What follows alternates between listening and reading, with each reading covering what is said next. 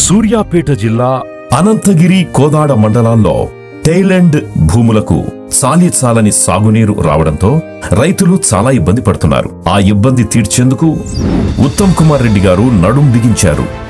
MLA Padmavati గారి విజ్ఞప్తి మేరకు, గ్రామాల రైతుల అభ్యర్థన మేరకు సాగునీరు అందించే మా ప్రయత్నం ఫలించింది. మరి వచ్చే ఎండాకాలం పనులు పూర్తి అని చెప్పి నేను చెప్పడానికి ఎంతో సంతోషిస్తున్నా. అదే Rajiv Shantinagar lift irrigation scheme. ఇది పాలేరు వాగు కుడి ఒడ్డున శాంతినగర్ గ్రామం సమీపం నుంచి నీటిని లిఫ్ట్ చేసి మొత్తం 5,000 ఎకరాల భూమికి సాగునీటిని అందించనుంది.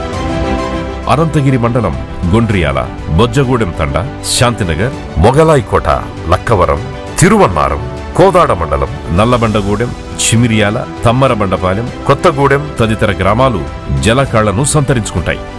5,000 ఎకరాల ఆయకట్టు కింద పచ్చని పంటలు పండుతాయి.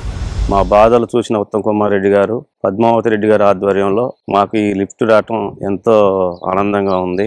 ఈ ప్రాజెక్టు సామర్థ్యం 80 క్యూసెక్లు. ఈ ప్రాజెక్టు కోసం దాదాపు 8.5 ఎకరాల భూమిని సమీకరించారు.